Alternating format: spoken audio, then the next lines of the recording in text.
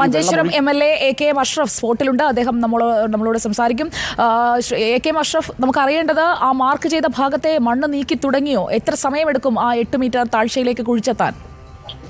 നമ്മൾ ഇന്ന് രാവിലെ മുതൽ ആർമിയുടെ റഡാറും ഒരു പ്രൈവറ്റ് 8 മീറ്റർ വരെ കണ്ടുപിടിക്കാൻ കഴിയുന്ന റഡാറും മറ്റൊരു പ്രൈവറ്റ് ഇവിടുത്തെ MLA സതീഷയില് ബാംഗ്ലൂരിൽ നിന്ന് ഏർപ്പാട് ചെയ്തൊരു റഡാറും കൂടി 2 പരിശോധനകൾ നമ്മൾ ഏറ്റവും പ്രധാനപ്പെട്ട ഇന്നലെ ഇവിടെ 98% മണ്ണ് മാറ്റി എന്ന് പറയുന്ന പ്രദേശത്ത് വീണ്ടും കെട്ടിക്കിടക്കുന്ന മണ്ണിന്റെ അടിയിലാണ് റഡാർ പരിശോധന നടന്നത്.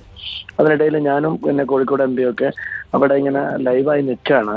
അപ്പൊ ചെറിയൊരു പ്രതീക്ഷ പകരുന്ന രീതിയിൽ ഒരു സ്ഥലത്ത് ഒരു 8 മീറ്റർ ആഴത്തില് അവർക്ക് റഡാറിന് ഒരു ചെറിയ ലോറിയുടെ ലക്ഷണം പോലെ അവർ കണ്ടു എന്ന് നമ്മളോട് പറഞ്ഞു.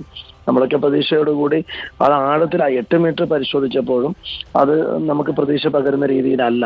അവിടെ വീണ്ടും വലിയൊരു പാറക്കെട്ടാണ് കാണാൻ കഴിഞ്ഞത്. അപ്പൊ വീണ്ടും രണ്ടാമതും അതിന്റെ തൊട്ടടുത്ത അതേ പ്രദേശങ്ങള് റഡാർ വെച്ച് ചെറിയ രീതിയിലുള്ള ഒരു സംശയം പ്രകടിപ്പിച്ച് വീണ്ടും അവർ നിൽക്കുന്നുണ്ട്.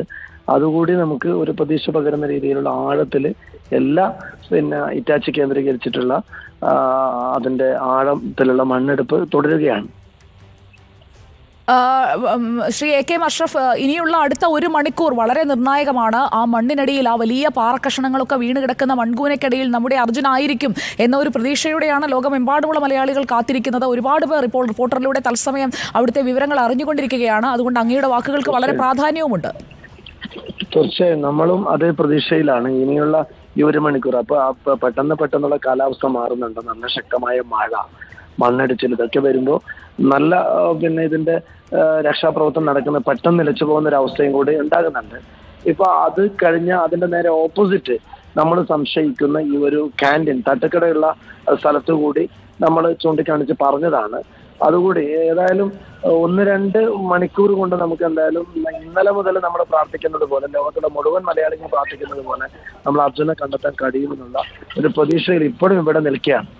ശ്രീ AK അഷ്റഫ്, അങ്ങ് ഒരു കാര്യം കൂടി ഒന്ന് മുൻകൈ എടുക്കണമെന്ന് ഞാൻ അഭ്യർത്ഥിക്കുകയാണ്. നമുക്ക് അർജുനെ ജീവനോടുകൂടി തന്നെ തിരിച്ചു പിടിക്കേണ്ടതുണ്ട്. ജീവന്റെ തുടിപ്പെങ്കിലും ബാക്കി ഉണ്ടാകുമെന്ന പ്രതീക്ഷയോടുകൂടിയാണ് ഞാൻ അങ്ങയോട് ഇത് റിക്വസ്റ്റ് ചെയ്യുന്നത്.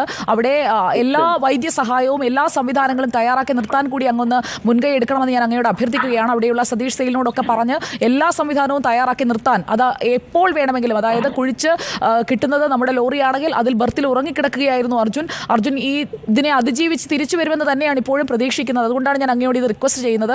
അതിനുള്ള സംവിധാനങ്ങൾ നമ്മൾ തന്നെ ഒന്ന് ഏർപ്പാടാക്കണം. തീർച്ചയായും. വളരെ നന്ദി ശ്രീ AK അഷ്റഫ് പ്രതികരിച്ചത്.